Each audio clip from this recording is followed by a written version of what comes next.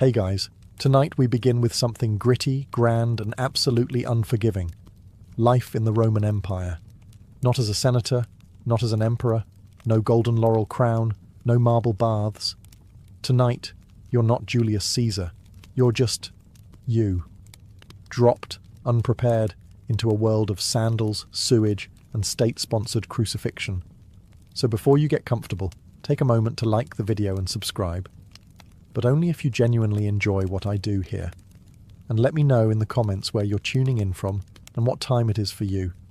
It's always fascinating to see who's joining us from around the world. Now, dim the lights, maybe turn on a fan for that soft background hum, and let's ease into tonight's journey together. You open your eyes to the sounds of yelling, chickens, and a baby crying somewhere down the hall. Congratulations! You've just woken up in a Roman insula, the ancient version of an apartment building. Think of it as a multi-story death trap held together with dust, prayer, and very questionable architecture. You're probably living on the third or fourth floor, which is bad news. The higher the floor, the poorer the tenant, and the more likely your ceiling collapses when someone spills olive oil above you. Your room is small, no bigger than a walk-in closet, with stone walls that sweat in summer and freeze in winter. There's no window, just a little hole that lets in air, smoke, and the occasional pigeon. The mattress, stuffed with straw and lice. The blanket smells like damp wool and regret. There's no furniture, no decorations, and certainly no kitchen. Cooking inside is forbidden. A small fire could ignite the whole building, and fire codes haven't been invented yet. Your only possessions are a clay cup, a worn-out tunic, and maybe a wooden comb if you're feeling fancy. There's no toilet. Not in your room. Not in your building. Your chamber pot sits in the corner, silently judging you. You'll have to carry it down narrow, rickety stairs to empty it into the street gutter, hopefully without slipping and adding your body to the morning offerings. Oh, and the walls. Paper thin. You hear your neighbour praying, coughing, arguing with his wife, and, unfortunately, not arguing with his wife, if you catch my drift. The air is heavy with smoke, mildew, and the distinct perfume of unwashed humanity. Someone's already baking bread downstairs, but you're not invited. The street vendors are yelling prices for figs and fish guts. A distant centurion is barking orders at someone who's probably already bleeding. You're not even out the door yet, and you're sweating, itchy, and possibly inhaling lead dust from the plumbing. Welcome to the Roman workday. You're not an emperor, you're not a gladiator, you're just another poor soul in an overcrowded tenement, trying not to fall down the stairs or anger a city god before noon. And you've still got 23 hours to go. Now that you've survived the climb down the crooked stairs of your insula, it's time to address the second most urgent matter of the morning. Your bladder. There's no bathroom in your apartment, of course. No sink, no flush, not even a bucket with dignity. Instead, you shuffle down the street, chamber pot in one hand, modesty in the other, toward the nearest latrina, Rome's version of a public restroom. And calling it public is generous. It's a social club for strangers who don't mind making eye contact while doing their business. You arrive to find a long stone bench with holes cut into it. Beneath the bench, a shallow trough flows with water, just enough to carry away the collective shame of the city's lower classes. You sit if you dare, and hope the person beside you doesn't want to chat. Privacy? Not a thing. Doors? Absolutely not. People treat it like a town square with extra acoustics. Businessmen discuss grain prices while squatting. A retired soldier talks about his sciatica. Meanwhile, you're just trying not to look directly across from you where another man is chewing olives and not breaking eye contact. Then comes the real treat, the tersorium. It's a communal sponge on a stick, kept in a bucket of vinegar or salt water. In theory, you rinse it before use. In practice? Well, let's just say the sponge has seen things. Unspeakable things. You wipe, hesitantly, and hope the vinegar did its job. If you're feeling lucky, maybe you brought your own rag. If you're feeling rich, maybe some moss. But chances are you just used what everyone else used, and now carry the quiet shame of shared hygiene. And if you think you can skip this ritual by going in an alley, think again. Public urination laws exist, fines are real, and Roman law enforcement is not known for subtle warnings. Once you're done, you wash your hands. Wait, no you don't. There's no soap, no running water, just a rinse from the communal basin that's seen more fingers than a handshake competition. You leave the latrina feeling lighter and slightly more dead inside. But hey, that's Rome. And now it's time for breakfast, if you can call it that. So, you've done your morning business and managed not to fall into a gutter or get arrested. Impressive. Now it's time for breakfast, the most important meal of the day unless you're Roman, in which case it's more of a polite formality before work and misery. Welcome to the Irontaculum, a Roman morning feast that consists of precisely two things: stale bread and watered down wine. Sometimes there's cheese, sometimes there's olives, but mostly there's just disappointment. Forget about coffee. The Romans didn't have it. No eggs, no bacon, no pancakes, and certainly no oat milk lattes. Breakfast is not meant to be satisfying. It's meant to not kill you. Your bread is likely panis rusticus, a rough, chewy lump of grain and grit baked yesterday or the day before. It's dense enough to qualify as a weapon and textured like limestone. The wine is diluted, because even they knew that being drunk before sunrise in ancient Rome was a bad idea, unless you were a senator. There's no kitchen in your apartment, so you eat this meal standing in the street or squatting beside a fountain, alongside other equally unenthused citizens gnawing on bread like flavourless tree bark. If you've got a bit of oil or a smear of garum, Rome's famously salty fermented fish sauce, then congratulations, you've added aromatic horror to your already bleak meal. If you're wealthy, maybe you get fruit or honey. But you're not. You're a normal Roman citizen, just rich enough to not be enslaved and just poor enough to envy your neighbour's broken jug of goat milk. Sometimes vendors walk by selling hot chickpea fritters or honeyed pastries, and for a moment you feel hope. But you remember your coin pouch is emptier than a gladiator's sympathy, so you bite your bread and pretend it's cake. And this is how the day starts, with carbs, mild dehydration, and a growing realization that you're about to walk 7 miles on Roman sandals with nothing but stale crumbs in your stomach and a buzz from last night's leftover wine. It doesn't get better, because now it's time to go to work. After your hearty breakfast of bread and mild despair, it's time to face the Roman workday. And let's be clear, unless you're a senator, a poet with a patron, or one of the lucky few who inherited land from a dead uncle with no heirs, you are working, and you're doing it hard. You might be a labourer, porter, potter, bricklayer, street cleaner, or if your luck's truly sour, a sewer worker. Rome needs a lot of things: roads, aqueducts, temples, baths. And someone has to build them. That someone, you, with your bare hands, under the sun, wearing sandals that provide all the arch support of a soggy leaf. The Roman workday starts early, very early. The sun is barely up, but the foreman already is, yelling in Latin and waving a stick. If you're late, you're docked a day's pay or worse, beaten, shamed or fired, which in Roman terms means you starve with honour. Your tools are basic. You dig with a shovel made of splinters and prayer, carry bricks on your back, and haul water from a cistern that smells like old socks and ambition. There are no gloves, no helmets, just sweat, dust, and the constant awareness that one slip might crush your spine and your career simultaneously. And if you're a craftsman, good luck. You're competing with hundreds of others selling the same clay pots, sandals, or cheap tunics. Underpricing is common, and quality doesn't matter if a richer citizen decides he doesn't like your face. Even more elevated jobs, like messenger, accountant, or teacher, aren't glamorous.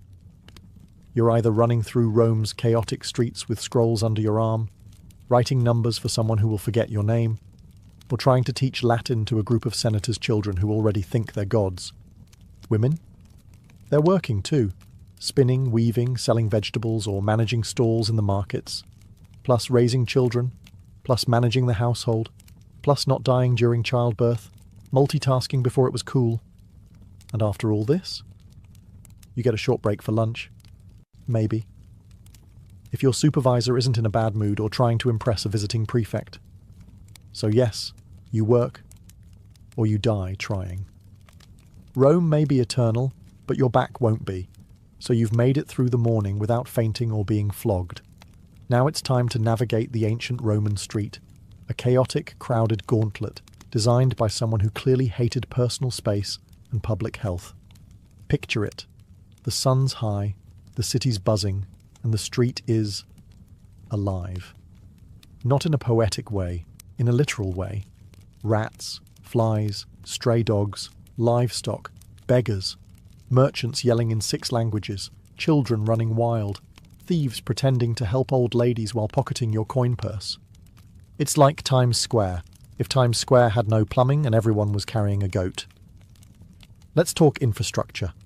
Roman roads were engineering marvels, perfectly straight, masterfully paved, and usually overflowing with a blend of urine, spilled wine, vomit, animal waste, and the remains of last night's garum sauce. The middle of the street functions as an open sewer. Step off the raised footpath without looking, and congratulations. You've just baptized your sandal in the holy waters of human misery. Wagons clatter by with no speed limits, no crosswalks, and zero chill. They don't stop for pedestrians. In fact, Roman law actually banned heavy cart traffic during the day in the city, which means drivers race through at night, in the dark, without brakes, like charioteers on a deadline. If you're not crushed by wheels, you'll be bumped by elbows, baskets, or an angry fishmonger shouting about spoiled eels. Then there's the air, thick with smoke from cooking fires, incense from temples, the scent of public latrines wafting on the breeze. Oh, and dead animals. Sometimes people just leave them there. If a dog drops in the forum, someone might just toss a cloth over it and walk away. And don't forget public spectacles, spontaneous brawls, impromptu protests, or a politician's parade that blocks traffic for hours while trumpet players blast off-key fanfare in your face. So yes, the Roman street is alive and out to get you. Slip on a fig, get hit with a runaway cart, or accidentally offend a patrician's pet monkey, and your day could end faster than Caesar on the Ides of March. And you were just trying to go buy lentils. You're sweaty, dusty, and desperately craving a splash of something cold. The good news?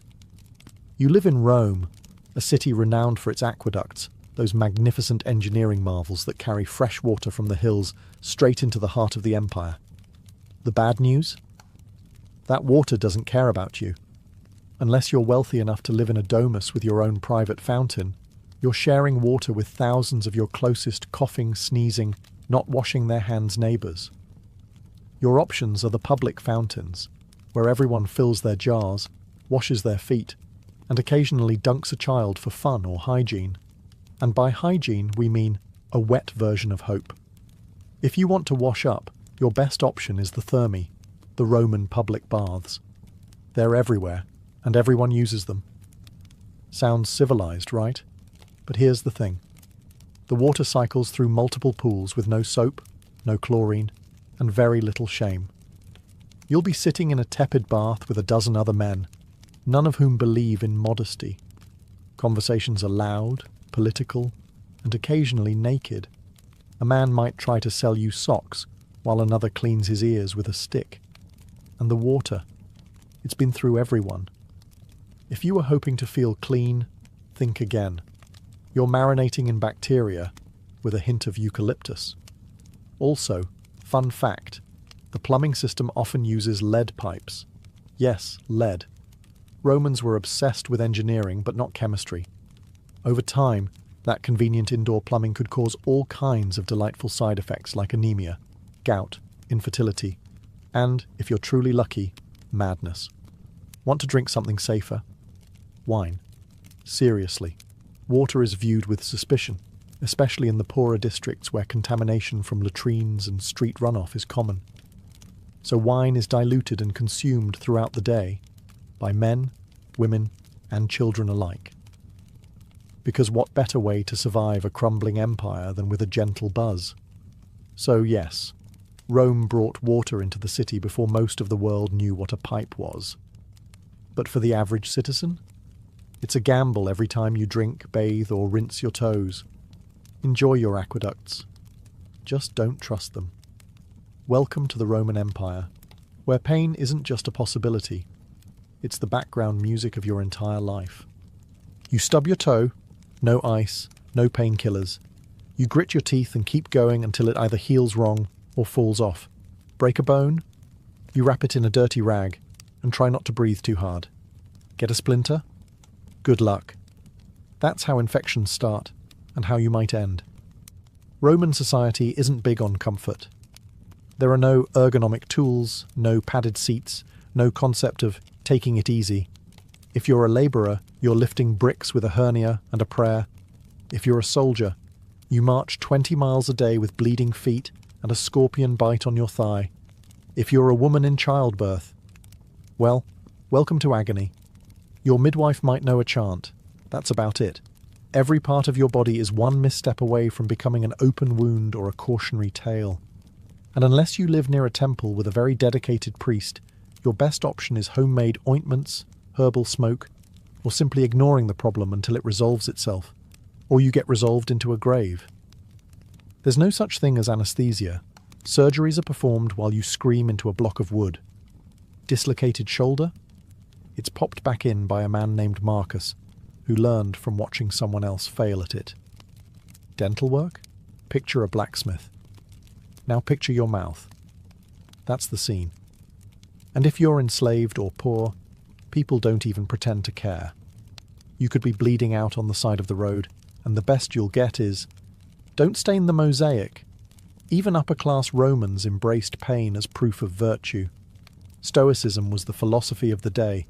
Enduring suffering without complaint was seen as noble. If you cried over a broken arm, you weren't just in pain. You were weak. Real Romans suffer silently, then write poetry about it later. So yes, pain is always on the table, and it usually comes without warning, without remedy, and definitely without sympathy. On that cheerful note, let's take a look at what happens when you actually go see a Roman doctor. So, you've hurt yourself. Maybe it was the infected blister from yesterday's work, or maybe you tried to shave with a bronze blade and now your chin looks like a gladiator training ground. Either way, it's time to seek medical attention, which, in ancient Rome, is less about healing and more about surviving the attempt. Let's begin with the basics. Roman medicine is a chaotic mix of Greek theory, mystical guesswork, and a surprising amount of leaves.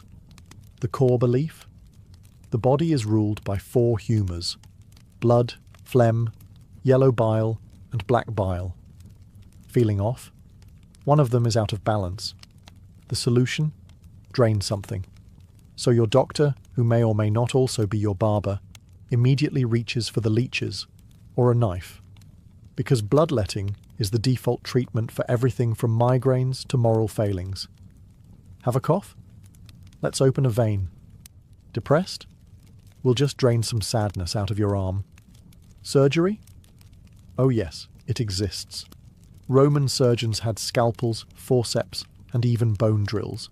What they didn't have were anesthetics. You stay conscious through the whole procedure, gripping the edge of a wooden table while a man in a dirty toga digs into your flesh with the confidence of someone who once saw a scroll about it. Antiseptics. Not really a thing. They might wash wounds with wine or vinegar, which does help, but also burns like divine punishment. Infection is a common side effect. So is death. Prescriptions vary wildly. You might be given honey, garlic, crushed beetles, or a poultice made of herbs, ash, and very specific types of animal dung. If things get worse, you're advised to sleep in a temple, pray to Asclepius, and hope divine dreams will deliver your cure. And if none of it works, well, your doctor shrugs, your family lights a candle, and your neighbours start whispering about what kind of omen your death might be. It's not that Romans didn't care about health. They just hadn't quite figured out what helped and what murdered you more efficiently. So next time you sneeze, Be grateful for modern antibiotics, and that you don't live in a world where healing often starts with blood loss. After a long day of sweating, bleeding, and dodging carts, you're starving. Time for dinner, or as the Romans called it, cena. Just don't expect anything remotely comforting. Let's start with what's not on the table. No pizza, no pasta, no tomatoes, no potatoes, no chocolate, no sugar, and absolutely no coffee. None of those things had been discovered or imported yet. This isn't Italian cuisine. This is pre-Italy edible survival. You sit down to a wooden bowl of something brown and vaguely hot. It's probably pulse, a porridge made of spelt, beans, or lentils. It tastes like wet gravel with a hint of herb, if you're lucky. If you're not lucky, it tastes like wet gravel without the herb. Protein is rare unless you caught it, trapped it, or fished it yourself. Meat is expensive, and even when you do get some, it's often off. Roman cooking didn't use refrigeration, so preservation meant heavy salting, smoking, or marinating it in garum, a fermented fish sauce that smells like dead ocean and burns your soul just thinking about it. If you're feeling festive, there might be boiled vegetables, hard cheese, or the occasional fig. Rich Romans dined on exotic dishes like roasted flamingo, stuffed dormice, or jellyfish in vinegar, delicacies that mostly scream, "Look at how rich I am and how little I care about taste buds." Your wine is watered down, always. Drinking it straight is seen as barbaric. But don't worry, the water it's mixed with is probably questionable too, so you're just choosing how fast you want to get sick. Dessert? Maybe dried fruit, maybe nuts, or maybe you're fasting because it's a feast day honouring a god who frowns on gluttony. Either way, you're not ending the night with a tiramisu. There are no napkins. You wipe your hands on a cloth shared with 10 other people, or just use your tunic and pretend it's clean. By the end of the meal, your stomach is full but uneasy, and your breath smells like garlic, wine, and slight despair. But at least you're fed. Now all you have to do is survive the Roman nightlife, and trust me, that's not a relaxing stroll. After a long day of grime, toil, and fish sauce, you might be hoping for a little leisure, something to take your mind off your crumbling apartment and the open sewer outside. Well, good news. You're in Rome, where entertainment is everywhere. Bad news? Most of it is horrifying. Let's start with the main event. The Colosseum, the crown jewel of Roman engineering, and the place where your soul quietly dies. This is where crowds gather to watch men stab each other for sport, wild animals devour criminals, and sometimes, if the emperor is feeling dramatic, reenact full naval battles with real water and real drowning. It's free to attend, which sounds generous until you realise it's free because the state wants you distracted while the Senate raises taxes and quietly annexes Armenia. You sit packed between sweaty strangers, cheering as a gladiator loses a limb. There's blood, sand, and occasional public executions with extra flair. You're clapping. You're not sure why. Feeling a little sensitive? Prefer theatre? Head to the amphitheatre for a Roman play. Maybe a tragedy written in Latin you barely understand, or a farce so bawdy the punchline involves someone pretending to defile Jupiter with a sausage. Subtlety is not the Roman strong suit. If you're feeling sporty, try the Circus Maximus. Chariot races are fast, thrilling, and regularly fatal. There are no guardrails, no helmets, and lots of shouting. Crashes are inevitable and spectacular, and the crowd loves it. They're here for the violence and the betting. Don't cheer for the wrong team unless you're ready to fight your way home. And then there's the street entertainment, fire breathers, acrobats, musicians, con artists, and the occasional philosophical rant from a barefoot man with nothing to lose. If you don't like the show, wait 5 minutes. Something else, or someone else, will start yelling. But behind all of it, there's a strange, brilliant madness. Rome didn't just distract its people. It dazzled them into forgetting how brutal daily life was. It weaponized spectacle. And if that doesn't numb you enough, there's always more wine. Now, let's take a walk through justice. Roman style. Spoiler. It's not comforting. You've survived work, dinner, and a gladiator getting impaled for applause. You might think you're safe now, that as long as you keep your head down, the law will protect you. Ah, that's adorable. In Rome, the law doesn't protect, it reminds. Reminds you that you're small, replaceable, and that mercy is a luxury reserved for statues of emperors. First off, legal status matters. If you're a citizen, you have rights. In theory. You can't be flogged in public unless someone important gets really annoyed and you get a proper trial.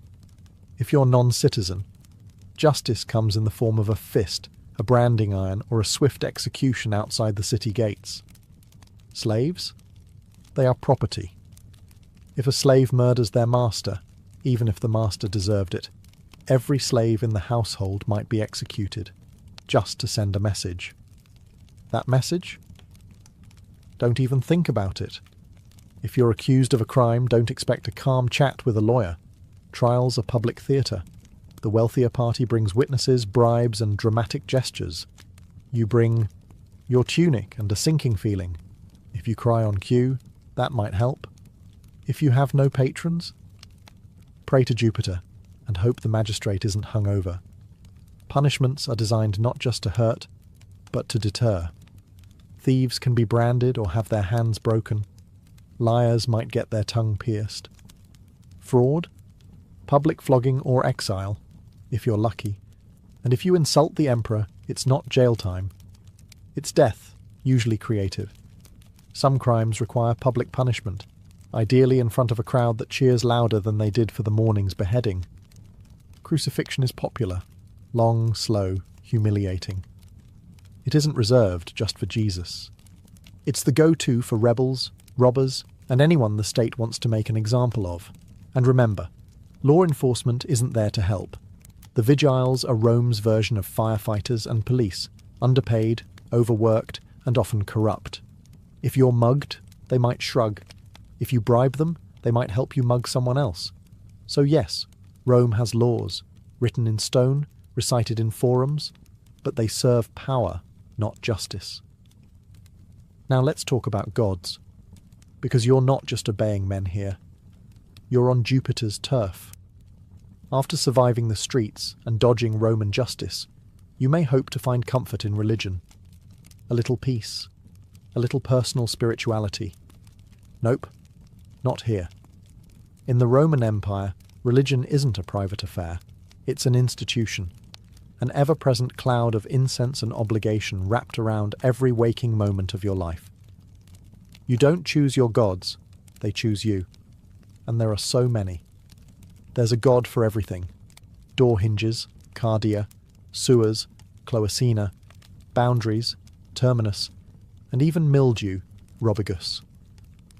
You can't walk 5 paces without crossing a shrine.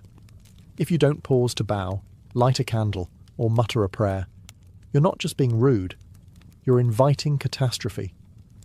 Maybe not today, but eventually.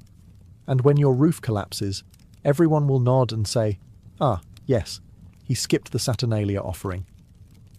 Religious festivals fill the calendar, dozens per year. On those days, business stops, animals are sacrificed, and the air smells like roasting bull and wet marble. You attend out of piety, but also fear. Because if the gods aren't honoured properly, they'll retaliate, with plagues, droughts, or a really bad harvest that ruins everyone's lentil supply. Now let's talk about emperor worship. The state wants you to revere the emperor not just as a ruler, but as a living god. You're expected to offer incense at his altar, sing his praises, and never, never roll your eyes during a triumphal procession. That's treason adjacent. If you're caught not participating in public worship, say you're a little too quiet during the Vestalia, or you don't show up to toss grain into the temple flame, you could be labelled impious, atheistic, or worst of all, suspicious. Suspicion in Rome is like blood in shark-infested waters. And if you're part of a foreign cult, you'd better keep that under wraps unless it's officially approved. The state doesn't like unfamiliar gods unless they bring wine, taxes, or new soldiers. Roman religion isn't about belief. It's about ritual. You don't have to feel it. You just have to do it. Correctly. On time. And in public. And you better smile while you sacrifice that goat. Speaking of social performance, let's climb the greasy pole of Roman ambition in the next chapter. You've bowed to the gods, avoided a lawsuit, and survived a public bath without contracting something mythical. But here comes the most exhausting part of Roman life: the social hierarchy. A brutal, finely tuned machine where every word, gesture, and sandal strap placement could make or break you. Roman society is a ladder, but it's covered in oil and lined with daggers.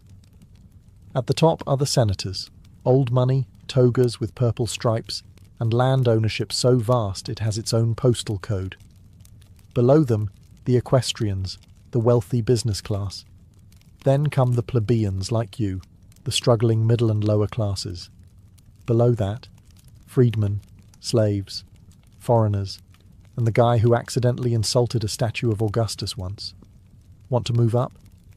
You'll need patrons, powerful individuals who protect you in exchange for lifelong loyalty, errands, favours, and the occasional vote. It's like having a boss, godfather, and landlord rolled into one charmingly condescending package. Each morning, you visit your patron's home as part of the salutatio. You wait in line with other clients, praise his haircut, maybe compliment his son's toga, then beg for a favour, usually money, food, or a recommendation. If you're lucky, he tosses you a coin and lets you carry his litter through the forum. Congratulations, you're now connected. Every move you make is watched and judged. Your clothes must be clean, not fashionable, just clean. Your speech must be proper. Your friends, carefully selected. And whatever you do, don't show ambition. That makes people nervous.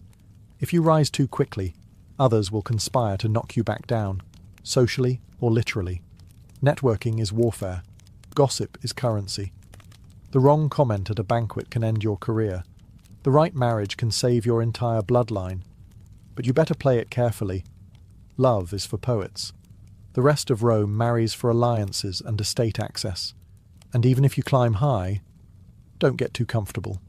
One bad harvest, one missed ritual, one jealous rival, and it's all over. You won't even hear the dagger coming. Now, the sun is setting. Surely things calm down at night, right? Not in Rome. The sun dips below the rooftops of Rome, and for a fleeting moment you think, maybe now, finally, you can rest. But nightfall in the Roman Empire isn't a time for peace. It's a shift in tone, from noisy and chaotic to dark and downright lethal. First, let's talk about lighting. There isn't any. Unless you're rich enough to burn oil lamps all night, and few are, most people rely on moonlight, memory, and blind hope to find their way through the labyrinthine alleys of the city. If you trip and fall, no one's helping. They might just take your shoes. The vigiles, Rome's official night watchmen, are supposed to patrol the streets, prevent fires, and stop crimes. In practice, they're overworked, underpaid, and often more interested in napping than heroics. Some are brave, most are bribable, and all of them are outnumbered. Criminals know this. Thieves, muggers, and the occasional bored ex-gladiator roam the shadows, looking for easy marks. If you're walking home alone, you're the easy mark. It doesn't matter who you are. Unless you're armed, fast, or invisible, you're at risk. And then there's fire. Rome's greatest nighttime terror. Insulae, those charming death trap apartments you sleep in, are made of wood and dreams. Cooking after dark is illegal for this reason, but laws mean little to a hungry tenant. A single overturned lamp can reduce an entire block to ash in hours. The Great Fire of 64 CE didn't start itself, but once it did, it raged like Mars in a bad mood. You might think your building is safe, until you smell smoke at midnight and realise there's no organised evacuation plan. You grab your one tunic, your chamber pot, and maybe your dignity, and sprint for your life down a collapsing staircase. And if it's not fire or thieves, it's noise. Drunken parties echo through the streets. Processions for obscure gods parade by with drums and shouting. And if a senator's mistress is upset, everyone within a 3-block radius knows. Sleep in ancient Rome is a luxury. Silence is a myth. And safety? That's reserved for the wealthy, the armed, and the extraordinarily lucky. But hey, morning's almost here. You just have to survive one more night. And then repeat. The sun sets on Rome, and with it you might expect a moment of calm, a breeze, a quiet meal, maybe even sleep. Think again. Rome doesn't go silent at night. It simply shifts into something darker, louder, and more dangerous. The city never truly sleeps. It prowls. Let's start with fire. Roman buildings, especially the tall wooden insulae where the poor live, are tinderboxes waiting for a careless oil lamp or cooking fire to turn them into ash. There's no real fire department, just the vigiles, who are part firefighter, part night watch, part deeply underpaid janitor. They carry buckets and hope. If your apartment catches fire, you might be rescued, or you might become a cautionary tale in tomorrow's gossip. Then there are the thieves, cut purses and pickpockets who treat the moonlight like a hunting license. Rome's alleys are narrow and unlit. Torches are expensive. If you must walk after dark, you're doing so by feel, by instinct, and hopefully not by yourself. Don't carry anything shiny. Don't make eye contact. And whatever you do, don't get caught between two drunken gladiators arguing about someone's missing sandal. Speaking of drunk, the city's nightlife is booming. Taverns spill over with cheap wine, loud music, and men shouting bad poetry about Mars and women they'll never impress. Fights break out. Dice games end in blood. And sometimes an angry noble decides to settle a grudge by having a slave beat someone in the street. You hide in the shadows and pretend you didn't see anything. If you're a woman walking alone, good luck. Rome is not kind to unchaperoned females after dark. The streets belong to the desperate, the reckless, and the dangerously bored. Trying to sleep isn't much better. Your insula creaks like it's thinking about collapsing. Rats scurry through the walls. Your neighbour coughs like a dying goat. Somewhere nearby someone is screaming, either from passion, murder, or both. You press your face to a sweaty pillow and pray to Mercury for silence. But there is no silence in Rome. Not for you. Because in the Roman Empire, even the darkness is loud. And when dawn comes, you'll have to do it all again. You woke up in a crumbling insula, survived public toilets, chariot traffic, gladiator gore, lead poisoning, leeches, religious festivals, burning rooftops, and half-cooked lentils soaked in fermented fish sauce. You bowed to gods you don't understand, obeyed laws that don't protect you, and slept through riots, rats, and the occasional public decapitation. You're dirty, tired, possibly infected, and emotionally scarred by the communal sponge. And it's only been one day. Would you last another? Honestly, no, you wouldn't. Most modern humans, with our air conditioning, antibiotics, and 5-minute delivery windows, would crumble by lunchtime. You'd give up before the second round of garum. And yet, the Romans did it. For centuries. Because here's the maddening, magnificent thing. In the middle of all this filth, brutality, and noise, Rome worked. Somehow. They built cities, roads, aqueducts, libraries, temples, and amphitheatres. They expanded their empire across continents. They administered laws, developed philosophy, mapped the stars, performed surgeries, and invented concrete. Concrete. That stuff still holds up better than most modern buildings. They created systems that shaped Europe and beyond for 2,000 years. Latin became the root of half the languages you hear today. Their architecture inspired cathedrals, parliaments, and college campuses. Their political concepts, republics, senates, veto power, still echo through modern democracies. But it came at a cost. For the average Roman, not the emperors, not the marble-bathed elite, daily life was a hard-fought grind. And yet they endured. They adapted. They didn't have a choice. Because Rome wasn't made of gold. It was made of sweat, fear, ambition, and survival. Layer by layer, person by person, century by bloody century. And that's why it lasted. You'd be begging to go back to modern plumbing and antihistamines by mid-afternoon. You'd trade your entire denarii pouch for a hot shower and a chair with a back on it. And that's okay. You don't need to survive ancient Rome. You just need to understand it. And maybe, just maybe, appreciate that someone, somewhere, once walked those same filthy streets and helped build the empire. So you could sit here today, clean, safe, and mildly horrified. Imagine being a Parthian princess in the 2nd century BCE. You've got royal blood in your veins, a name fit for legend, Rhodogoon, and more importantly, you live in a world where your family spends more time fighting rebels than hosting dinner parties. Rhodogoon wasn't born into peace and pearls. She was born into grit, horses, and the constant possibility that someone might poison your dates. Her father, Mithridates I, was no idle king. He was the one who expanded Parthia from a dusty fringe kingdom into a formidable empire that would one day spar with Rome. But expansion comes with problems, namely rebellions, betrayals, and those neighbours who just won't accept that your army now owns their backyard. As a young woman, Rhodogoon would have grown up watching envoys argue, commanders draw maps in the sand, and palace scribes trying to keep track of who was loyal this week. She wasn't trained just in silk and ceremony.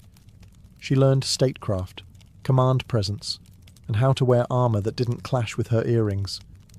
It's important to understand the role of Parthian women here. While not always given the spotlight, Parthian noblewomen were no strangers to power. Some ruled cities, others plotted dynastic alliances, and a few, like Rhodogoon, became legends not for who they married, but for who they defeated. And defeat she did, but that part comes later. At this point in her life, Rhodogoon's name was already known. She was a symbol, not just of royal lineage, but of Parthian pride. She carried with her the expectation that she'd either marry a king or become one in spirit. She didn't seem content with sitting on the sidelines while cities burned or provinces rebelled. While most royal ladies were being oiled and perfumed, Rhodogoon was likely brushing up on military reports and court logistics. She had no time for vanity, and as fate would have it, she would one day make a vow that involved not washing her hair until a rebellion was crushed. Spoiler alert, it took a while, but before we get to that dusty crown moment, we need to understand what kind of rebellion dares provoke a princess who would rather lead troops than wear gold. The Parthian Empire, grand as it appeared on a map, was more duct tape than marble. Stretching from the Persian Gulf to the edges of Mesopotamia and beyond, it was stitched together by marriages, oaths, and the occasional sword pressed firmly against someone's neck. So when a rebellion flared up in the western provinces, likely in Media or Babylonia, it wasn't exactly surprising. What was surprising was how bold the rebels were. These weren't just disgruntled tax evaders. These were full-blown aristocrats and city leaders, angry at the central power and perhaps emboldened by the young age or absence of a male royal enforcer. They didn't just throw a fit. They took fortresses, silenced Parthian envoys, and essentially told the crown to go polish its own sandals. Now, under ordinary circumstances, the king would have dispatched a general or a cousin with too much ambition and too little brains. But these weren't ordinary circumstances. For reasons still debated by historians, maybe timing, maybe logistics, maybe sheer royal defiance, Rhodogoon herself took command. And not just in the abstract, I'll approve the battle plans kind of way. No, she got on a horse, donned armour, and made a public vow that would become the stuff of legend. She would not wash, comb, or otherwise tend to her hair until the rebellion was crushed. It was bold. It was dramatic. It was, frankly, a nightmare for court stylists.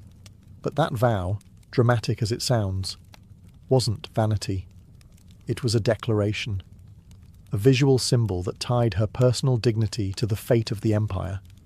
Every time someone saw her tangled, dust-laden hair, they'd be reminded, this isn't over until we win. And that worked. Soldiers rallied. The troops didn't just see a princess. They saw a commander who was literally letting her beauty decay with the war. She embodied Parthian resilience, the kind that didn't rely on thrones but on thorns, dust and sweat. Meanwhile, the rebels probably didn't know whether to laugh or panic. They had expected a general, maybe a diplomat. Instead, they got a furious, unwashed woman who was riding straight for their gates with steel in her eyes and no time for conditioner. And worse, she meant business. When Rhodogun set out from the capital, she wasn't escorted by a lavish court parade or showered in rose petals.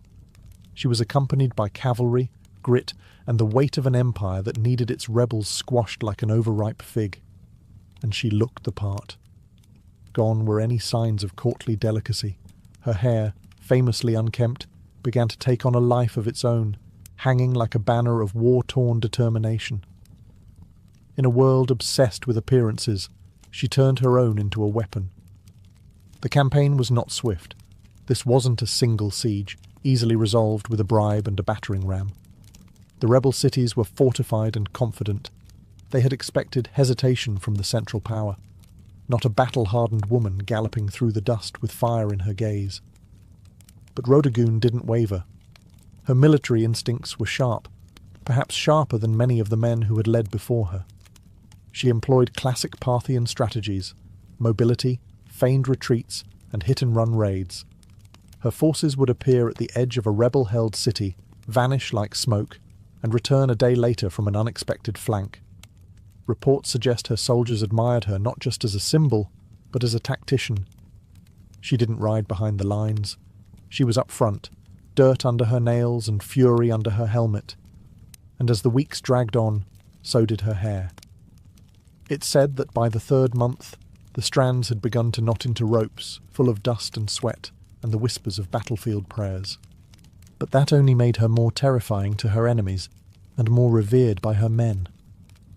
Rebels called her the Witch Queen, not because she practiced magic, but because no noblewoman should still be fighting in the field and refusing a bath. Surely, they reasoned, something unnatural was at work.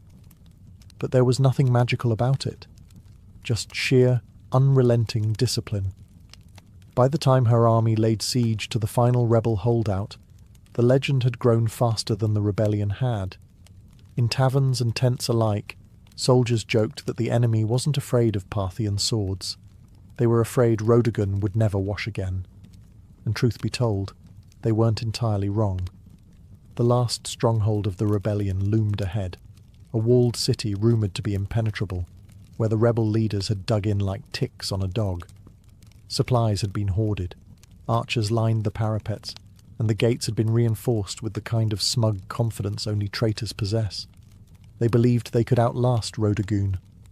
Big mistake. By now her appearance was legend. Word had spread not just through the empire, but into enemy territory. The woman who won't wash, they whispered, has arrived. Some said her hair had turned to iron. Others claimed she hadn't slept in weeks. The myths piled up like siege ladders. But Rhodogun was no myth. She was real, and she had tactics. Instead of launching a reckless assault, she opted for a slow, punishing siege, cut off trade routes, intercept messengers, poison wells. The rebels had braced for a battle of swords. Instead, they got starvation. She weaponized time itself, letting her enemies rot from the inside out. And all the while, she camped outside the city with her soldiers, just another commander beneath the canvas tents. She shared their meals, gritty bread and lukewarm wine. She inspected their armour. She led patrols. And she still, despite every opportunity, refused to so much as touch a comb.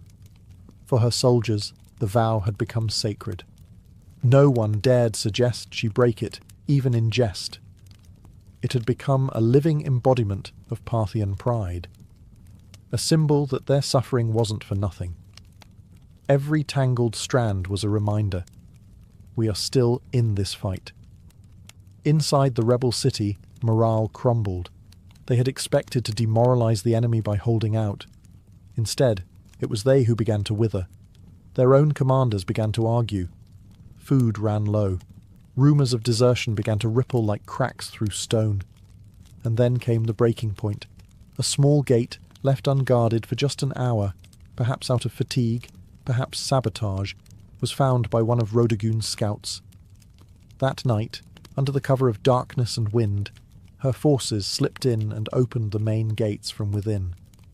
By morning, the city was hers, and Rodagun, face streaked with sweat and ash, stood atop the battlements, unbathed, victorious, and utterly terrifying. Victory was not declared with trumpets or parades, it was declared with water. After months of dust, battle, and relentless pursuit, Rodagun stood before her army not in royal robes, but in the same battlefield garb she had worn since the campaign began. Her armour bore dents from rebel blades, her face was lined from sun and strain, and her hair, her wild, matted, filthy hair, now hung down her back like a lion's mane made of wire and legend. But she had done it. Every rebel city had fallen. Every oathbreaker had been brought low. And now, with her vow complete, she could finally do what no one in the Empire had dared attempt to rush. She could wash her hair. According to tradition, and later accounts passed down through oral history, Rodagun summoned her servants not to a golden chamber, but to a public courtyard. She wanted her soldiers, the ones who bled beside her, to witness this moment. Basins were filled, oils were warmed, combs were retrieved from storage like sacred relics. And then, under the open sky, the warrior princess of Parthia, caked in the grime of war, began to scrub away months of rebellion. It was symbolic. Every tangle undone was another city reclaimed. Every rinse of water over her scalp washed away defiance, soaked into the earth as if the land itself had been restored. Some say she wept. Others say she laughed. But what no one disputed was the silence among the troops as they watched. Hardened men, scarred and sunburned, stood like statues as Rodagun emerged from her ritual transformed. No crown was placed on her head. She didn't need one. The dust had become her diadem. The act of not washing had become more powerful than any jewel. And in that moment, Parthia didn't just have a princess. It had a symbol. She could have returned to court in triumph, let the scribes compose flattering odes, allowed nobles to fall over themselves in praise. But she didn't rush back to luxury. She stayed with her troops a while longer. She dined with them. She listened to them. She knew that her legend had just begun, but she didn't want it forged in gold.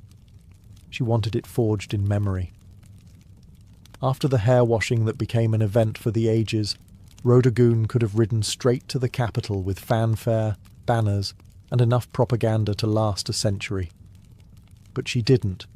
Instead, she took the long route back, deliberately visiting the cities she had reclaimed one by one, walking their streets, inspecting their defences, and ensuring no embers of rebellion still glowed beneath the ashes.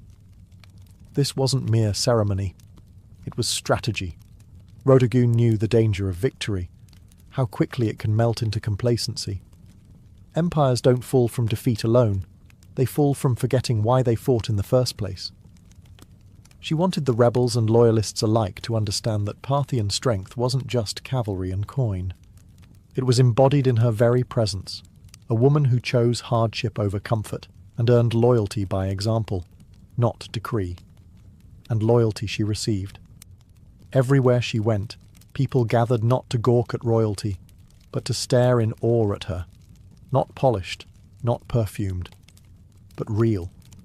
She didn't bring fear. She brought accountability. She asked for reports, heard complaints, paid for supplies out of her own war coffers. She rewarded cities that had stayed loyal and offered clemency, carefully, cautiously, to those who repented.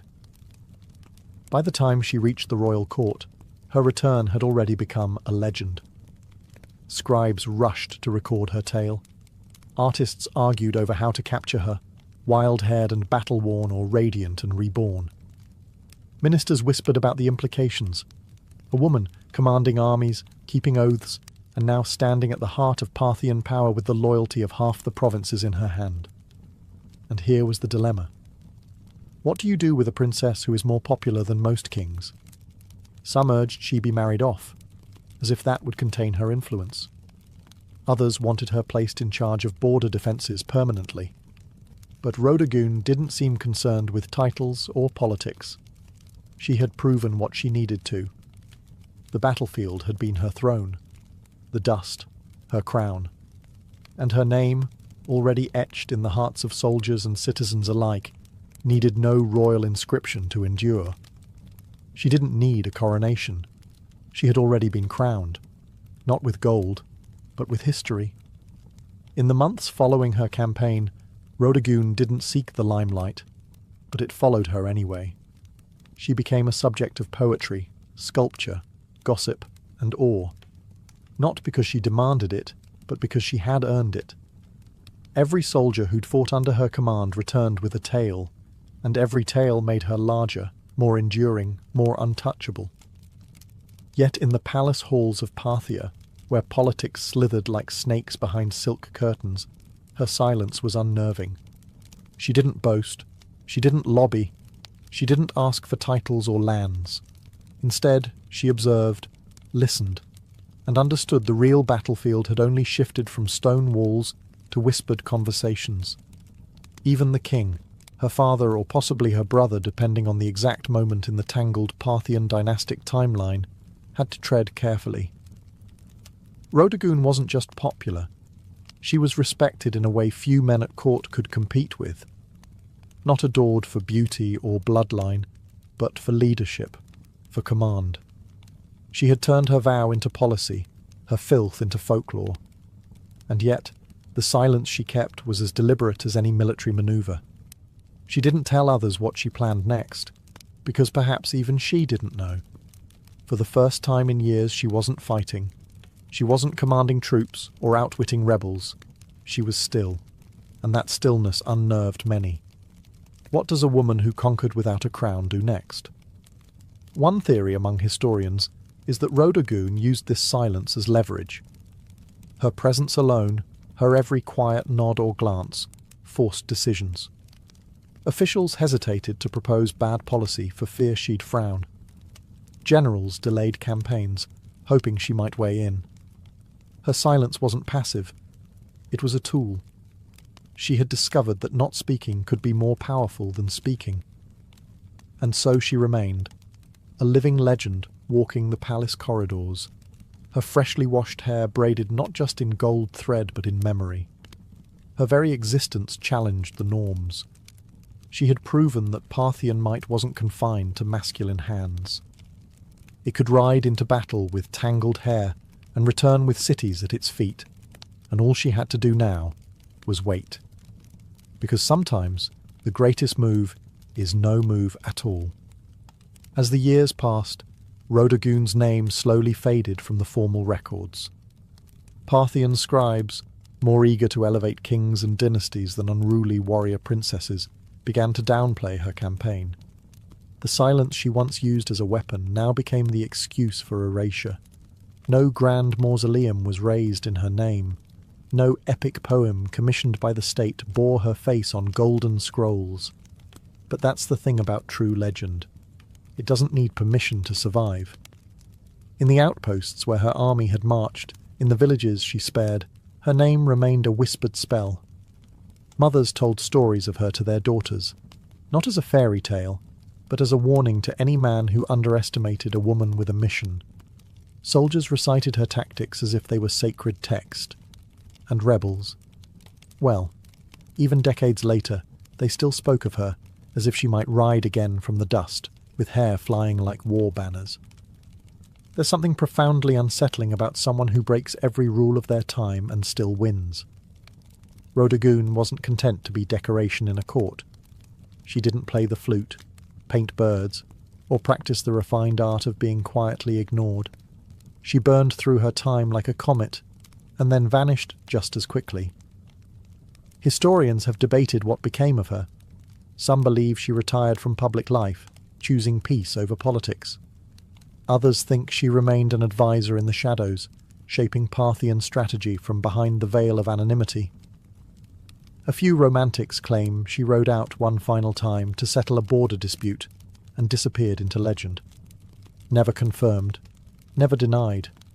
But what's certain is this: her legacy endured where it mattered most, in the people. She may not have worn the crown, but she ruled in ways no diadem ever could. She redefined what loyalty meant.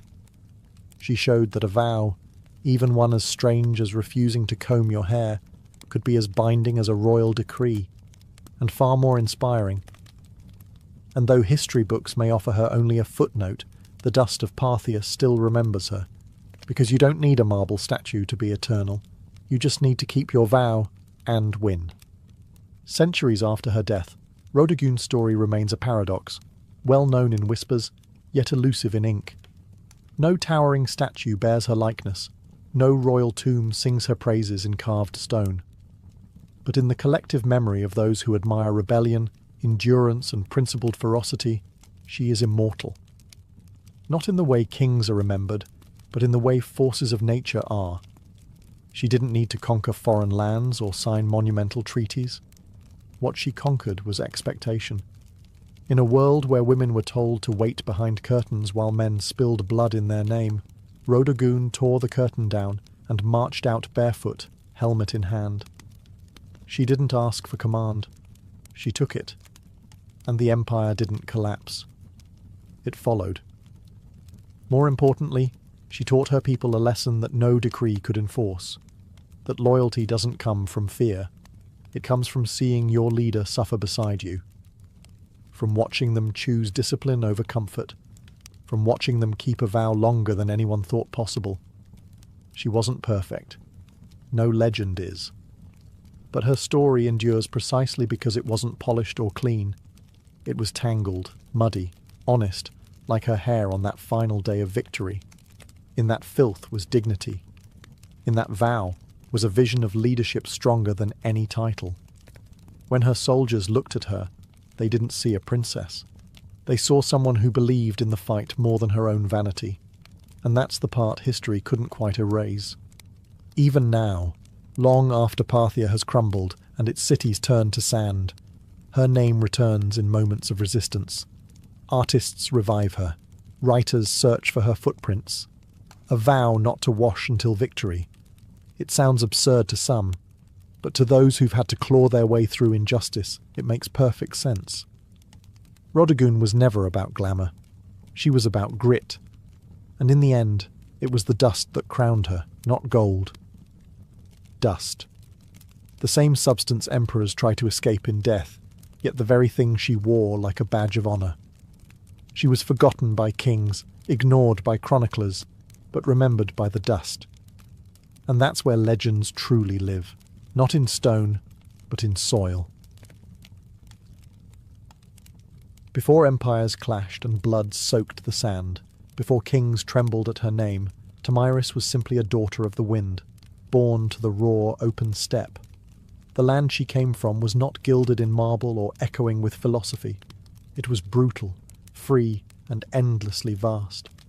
This was the world of the Massagetae, fierce nomadic horse archers who rode like spirits of the plains, their lives shaped by survival, honour, and war. We know little of Tomyris's childhood, but we can imagine the rhythm of it.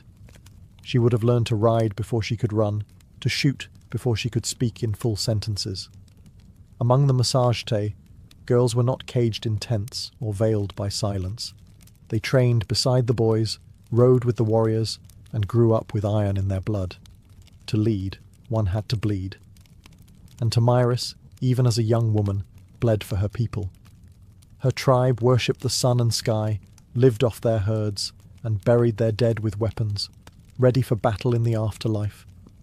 They had no cities, no golden temples, but they had pride. And when enemies approached, they met them not with prayers, but with arrows.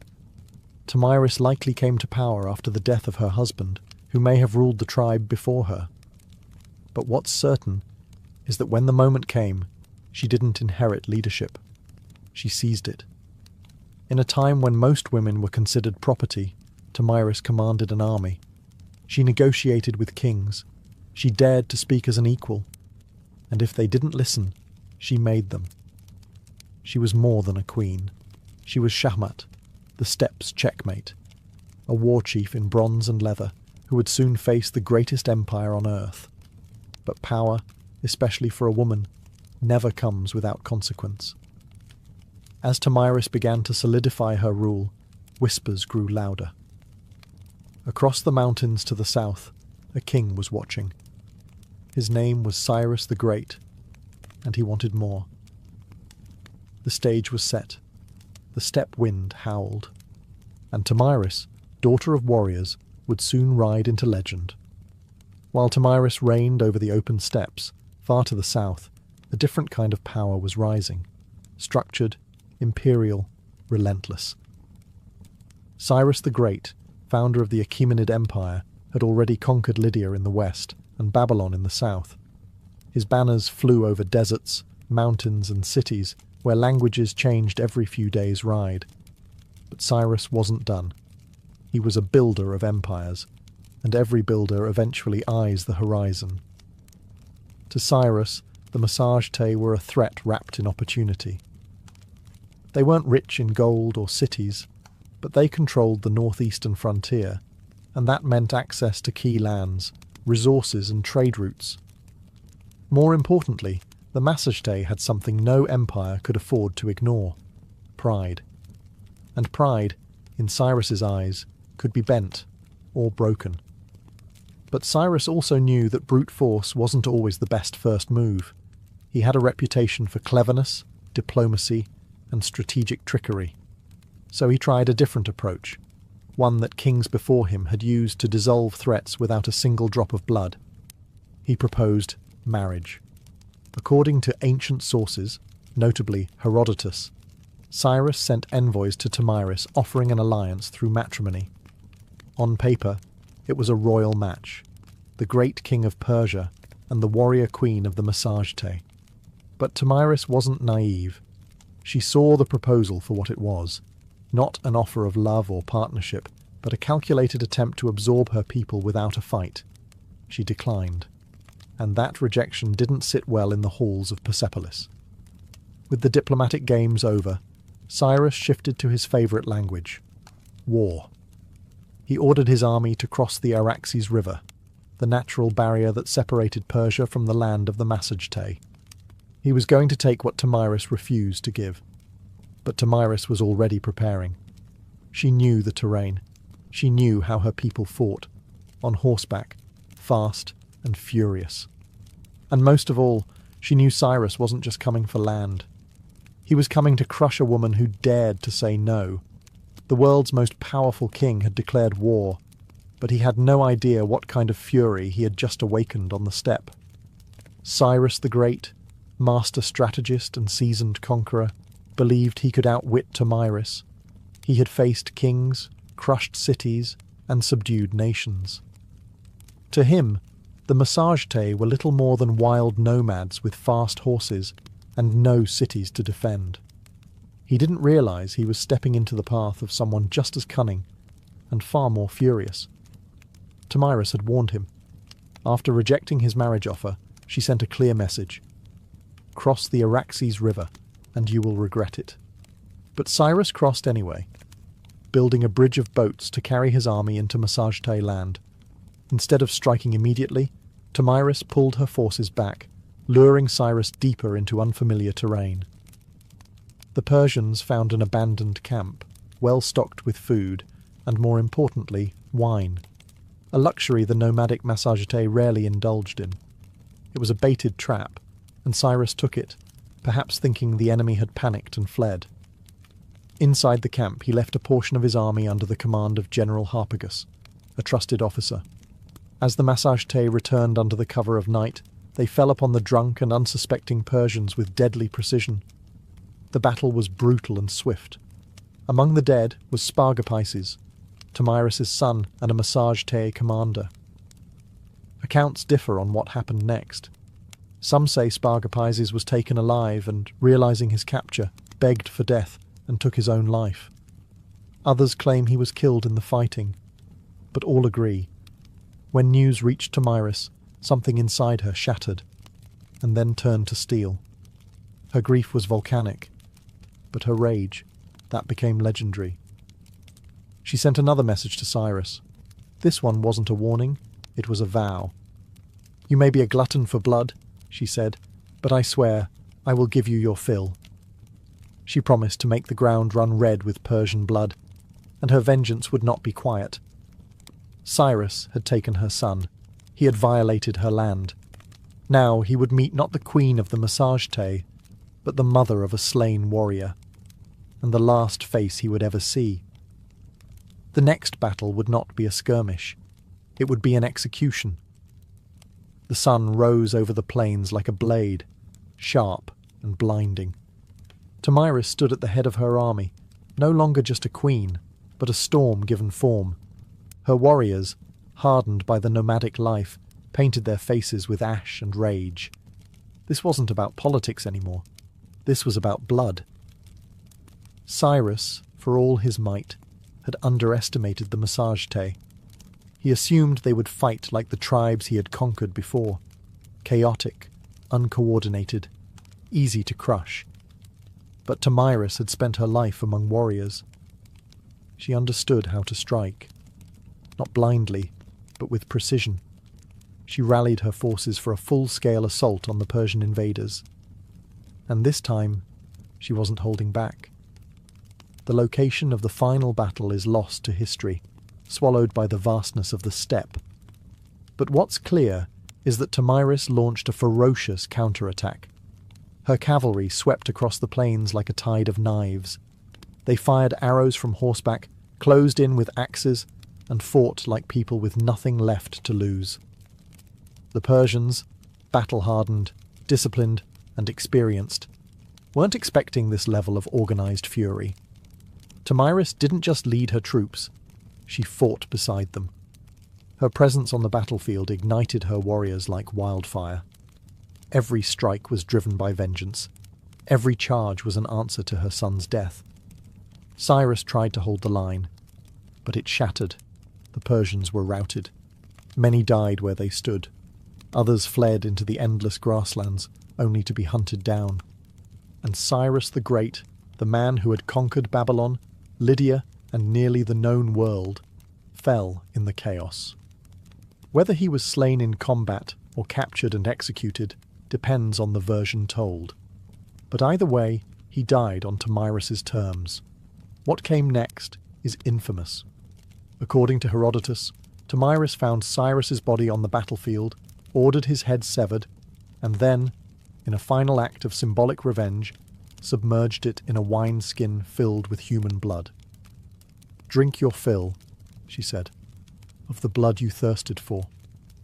Was it historical fact or poetic embellishment? Maybe both.